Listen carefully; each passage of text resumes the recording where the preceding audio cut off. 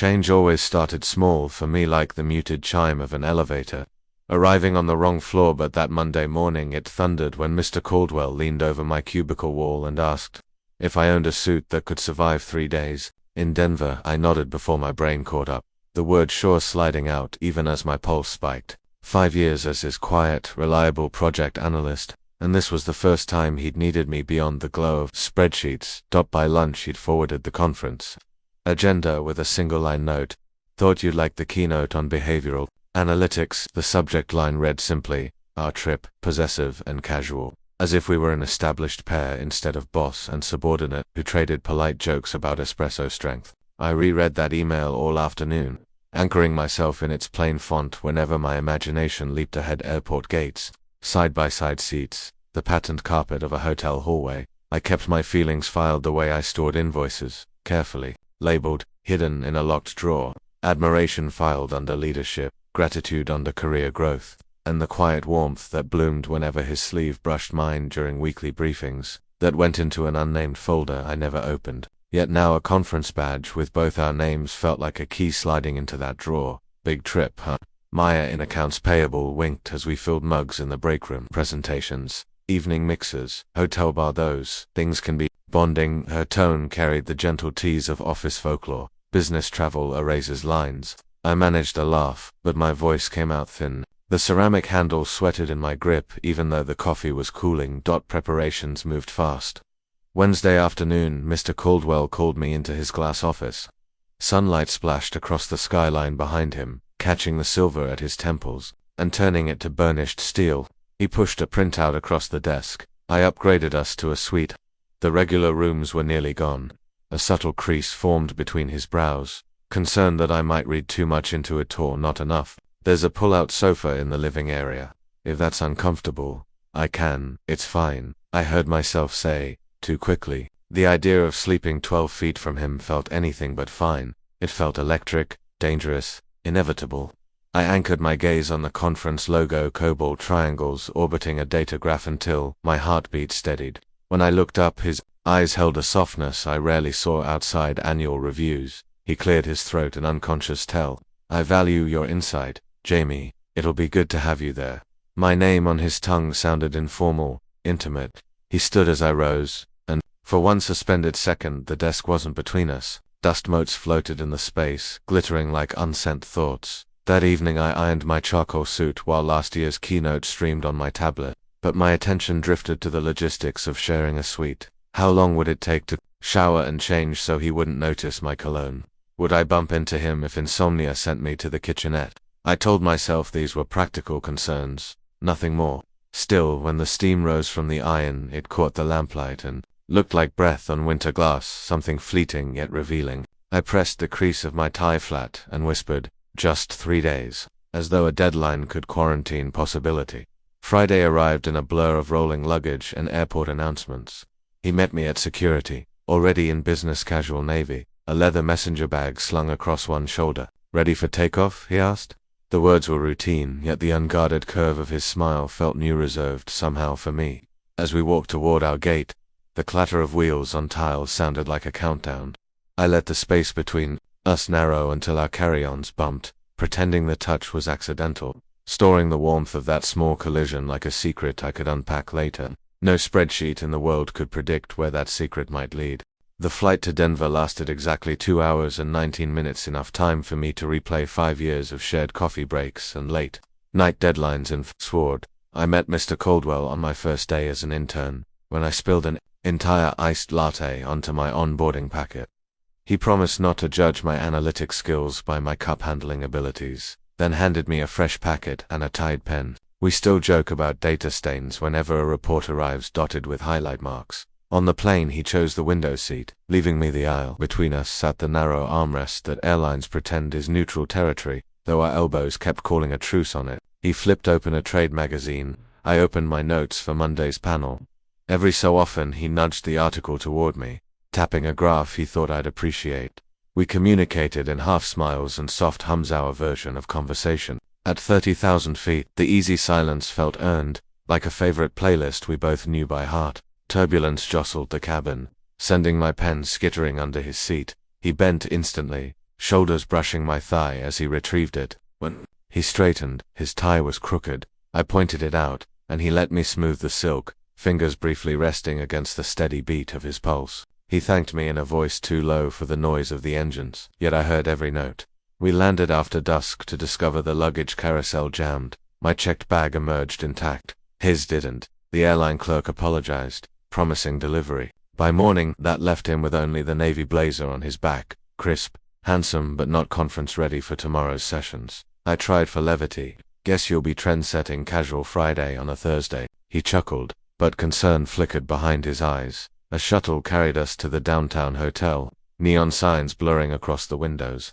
At check-in, another snag surfaced. Housekeeping had forgotten bedding for the pull-out sofa. We'll send extra linens in 15 minutes, the clerk assured. 15 stretched into 45. Mr. Caldwell suggested we wait in the suite's living room rather than call twice.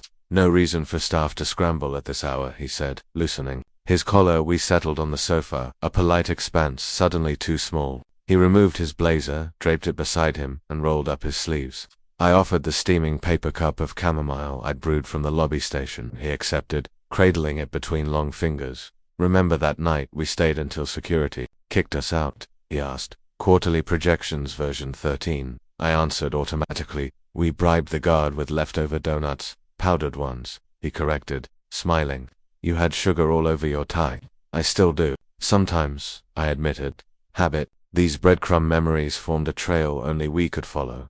The time I debugged a macro seconds before his presentation, the inside joke about the espresso machine's secret 6th strength setting. Each story filled the soft lighting like invisible confetti, while my heart kept tally of moments that felt almost but not quite like intimacy. He shifted, knee brushing mine. Neither of us apologized.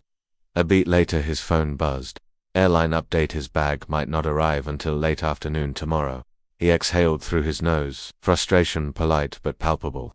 My pulse answered for reasons beyond logistics. I packed 2 dress shirts. I heard myself say same neck size. You can borrow one. He looked genuinely surprised. That's generous, Jamie. Are you sure? Positive. I tried to sound casual, though the thought of him wearing fabric that had rested against my skin sent a warm ripple along my arms. They're similar cut. No one will notice. He nodded once, gratitude softening the angles of his face. You always have a contingency plan. Occupational hazard. Lightning no. Memory flashed. Every time he'd vouched for my ideas in meetings, every mid-sentence glance to check if I was comfortable taking the lead. It felt right to reciprocate, even in something as mundane as cotton and buttons. A knock finally sounded. Housekeeping delivered linens in a flurry of apologies. I carried the stack inside, but he joined, unfolding the fitted sheet with me. We shook it out together, corners snapping like a small sail. At one point we both reached for the same edge, fingers colliding. I didn't let go at once, neither did he. Our eyes met over white fabric, and time thinned to a hush I felt in my teeth. He finished making the sofa bed while I arranged the extra pillows. Thanks, he said, smoothing a crease. Hope it's comfortable.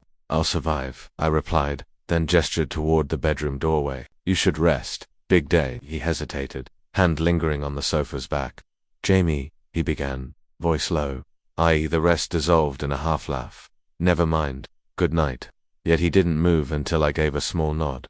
After he disappeared behind the bedroom door, I sat on the made-up mattress, replaying that near sentence. I imagined possible endings. Appreciate you coming. Owe you one. Wish things were different. Each possibility felt like its own gravity, tugging me closer to an admission I wasn't sure either of us could afford. I changed into sleep clothes, slid beneath hotel linens scented with faint lavender, and stared at the ceiling. Somewhere, beyond the wall, he was likely unpacking nothing but tomorrow's worries and my shirt on a hanger.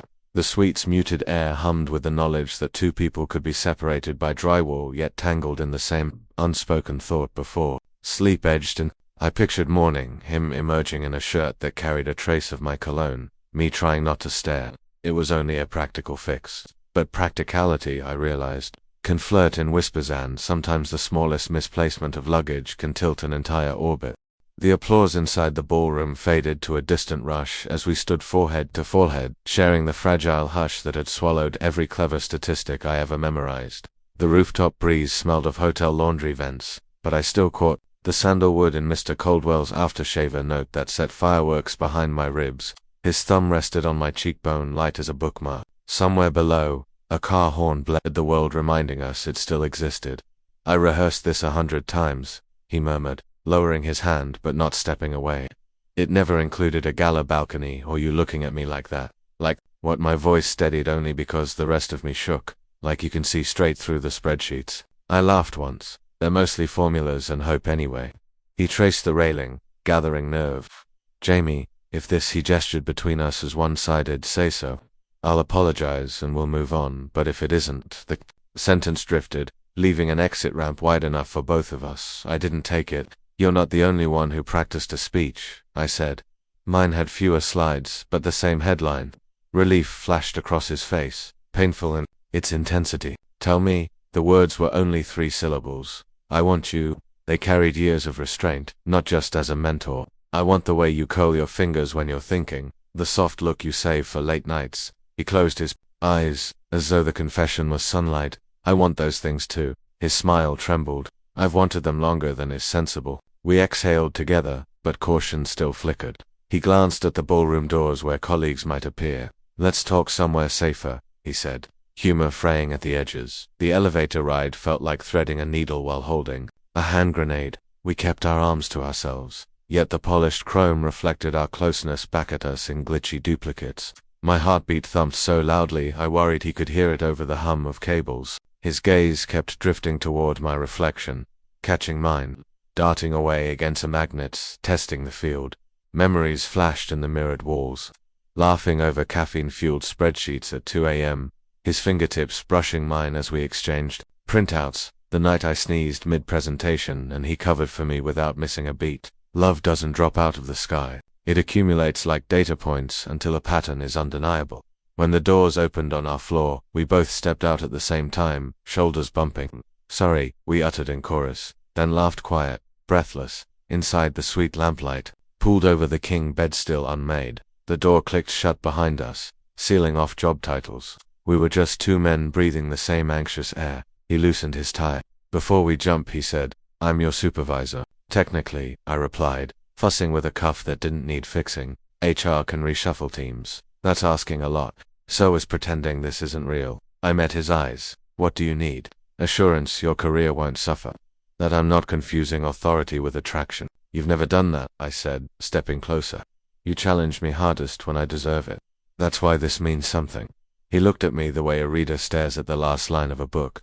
My confession, I've reread flights to sit beside you. Yesterday, when the airline lost my bag, my first thought was that wearing your shirt might let me hold a part of you against my skin. The admission hit me like warm water.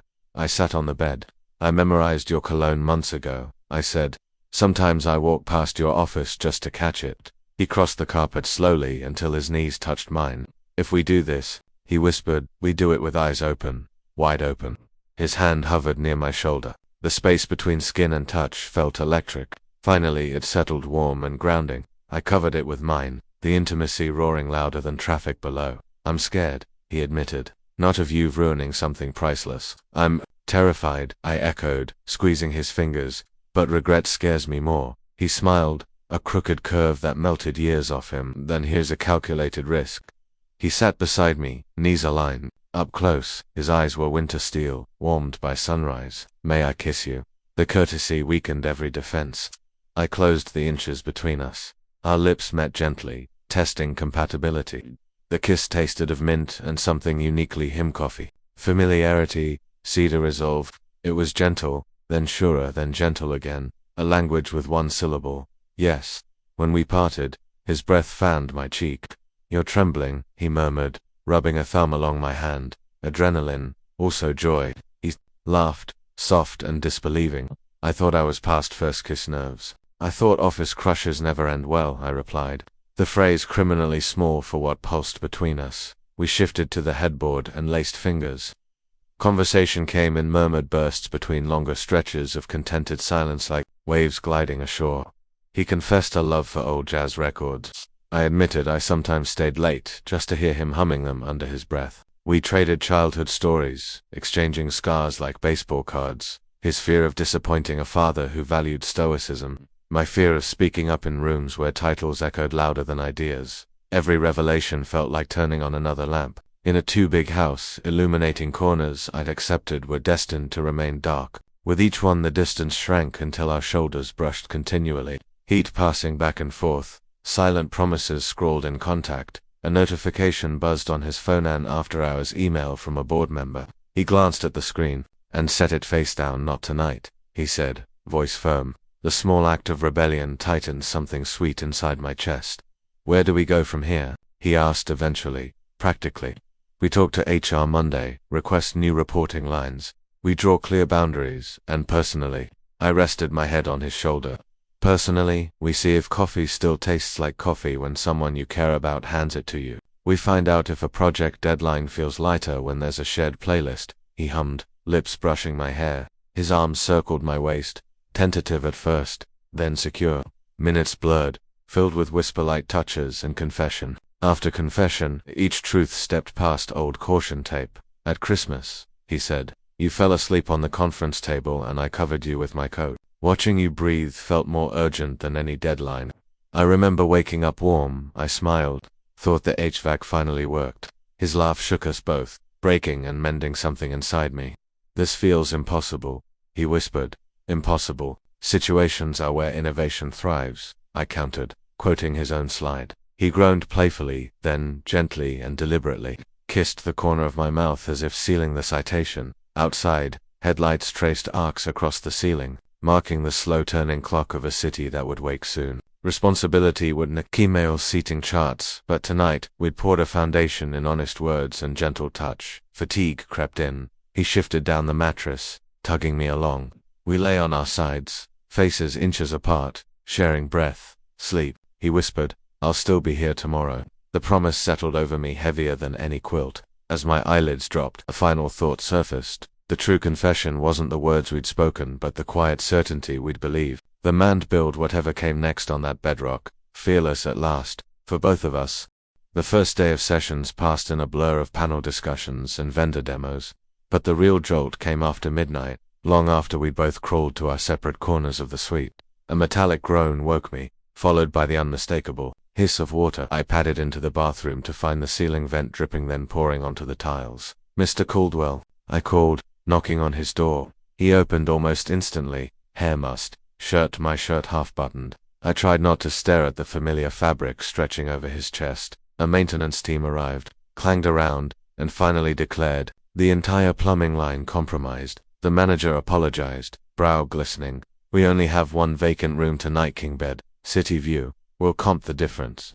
Mr. Caldwell turned to me, mouth drawn tight. "Jamie, if you're uncomfortable, I'm fine," I said, again too fast. An hour later we were swiping new keycards down the hall, rolling our salvaged luggage. The new room felt narrower, the single bed dominating the space like an unsaid word. A couch hugged one wall, but its cushions were decorative, too shallow for sleep. He ran a hand through his hair. "We can rotate take shifts. You need rest for tomorrow's keynote," I countered. "I'll take the case, it's short, but I'm shorter." Humor, my reflex shield. He searched my face. "I'd rather we both sleep, not martyr ourselves to upholstery. The bed's wide enough." His voice carried a carefully neutral pitch, professional courtesy masking something gentler. I nodded, throat tight, and turned away to hide the flush climbing my neck. We changed on opposite sides of the room, backs respectfully angled. When I slid under the quilt, the mattress dipped with his weight. A careful 9 inches of neutral zone yawned between us. We killed the lamp. Darkness sharpened every sound. The rumble of distant elevators, his even breathing, the nervous thud of my own heart. I kept my arms rigid at my sides, terrified an unconscious sprawl might bridge the gap. "Jamie," his whisper was soft enough that I almost pretended to be asleep. "Yeah, I never thanked you properly for the shirt, for everything." Sheets rustled. It sounded like he faced me now. Warm air touched my cheek, his breath. Our noses couldn't have been more than a foot apart. "You already thanked me," I managed. "Twice." Silence pooled, heavy and expectant. I felt rather than saw his hesitation, the micropause before words, the way his fingers must have flexed against the cotton. Finally he exhaled, and the moment settled into unspoken agreement. No confessions in the dark. Want burned behind my ribs. I pictured rolling closer, pressing my forehead to his, letting the truth spill. But every scenario ended with a different hotel, separate flights home, awkward HR meetings. So I lay still, memorizing the rhythm of his breathing until it lulled. Morning brought a brittle politeness. We dressed in silence, navigating the tight bathroom like dance partners, afraid of the next step. My cologne lingered on him.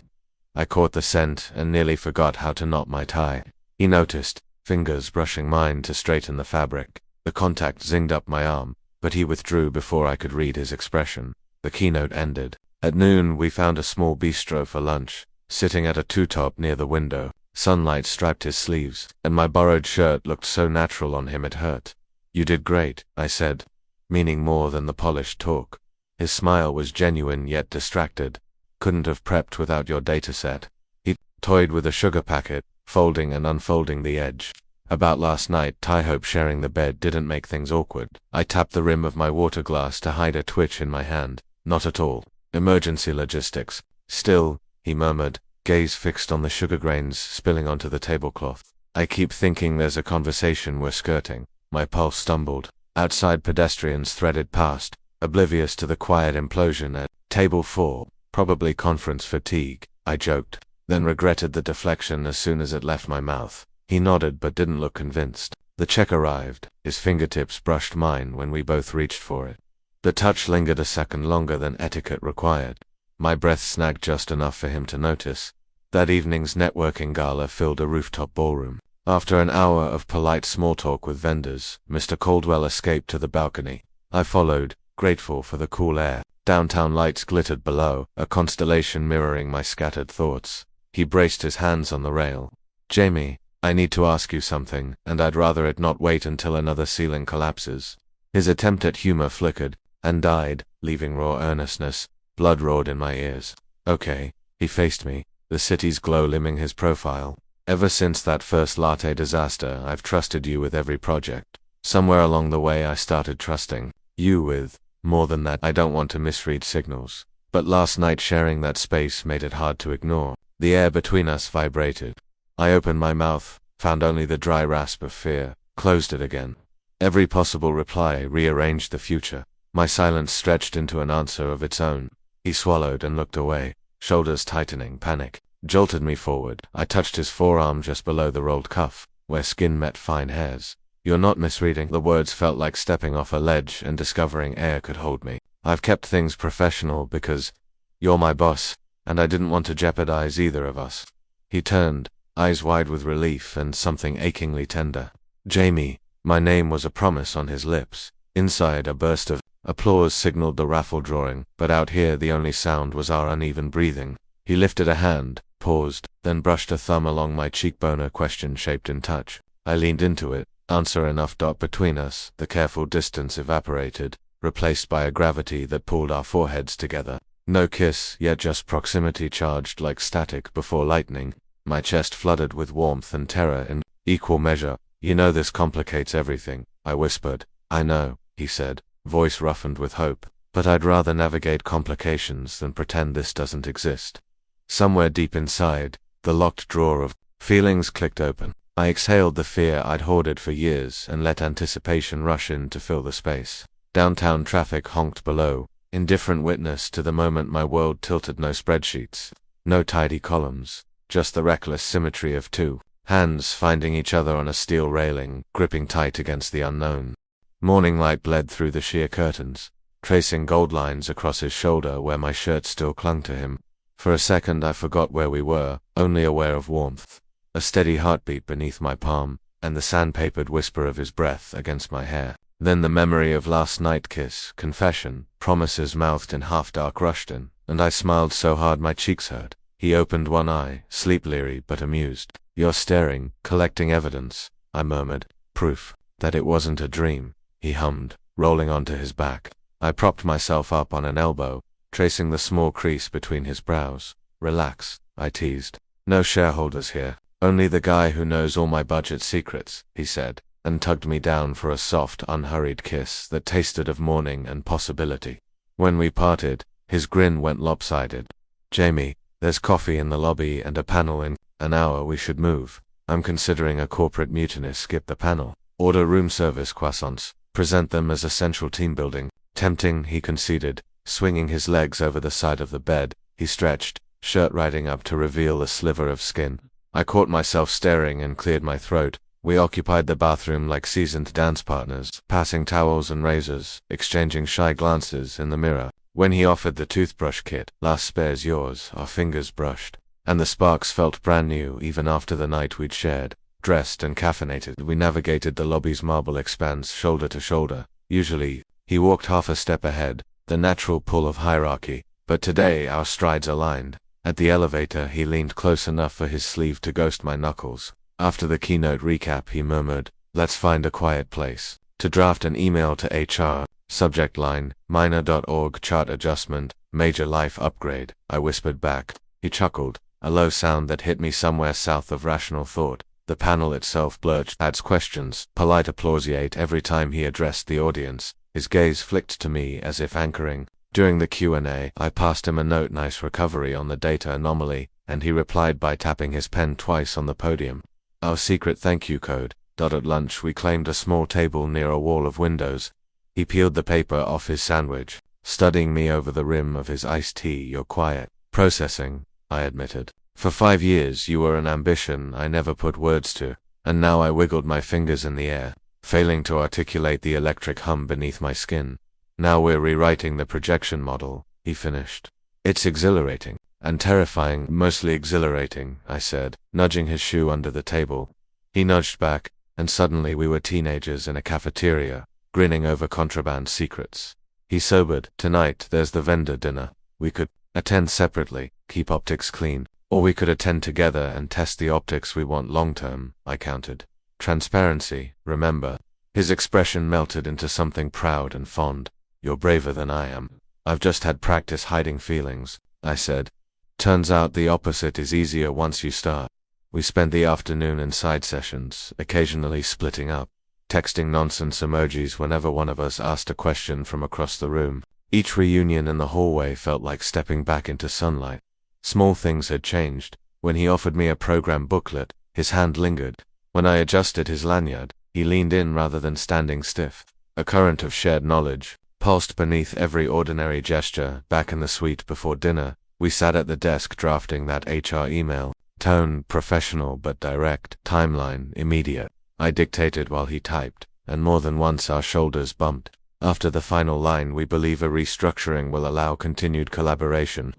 While maintaining ethical standards, he hit save and turned, eyes bright. "Ready to send Monday?" "Hit send now," I said, surprising both of us. "Why delay?" He hesitated only a breath before clicking. The whoosh sounded like a door blowing open. He exhaled, half laugh, half sigh. "Well, no turning back." "Good," I whispered, curling my hand around the back of his neck and drawing him in.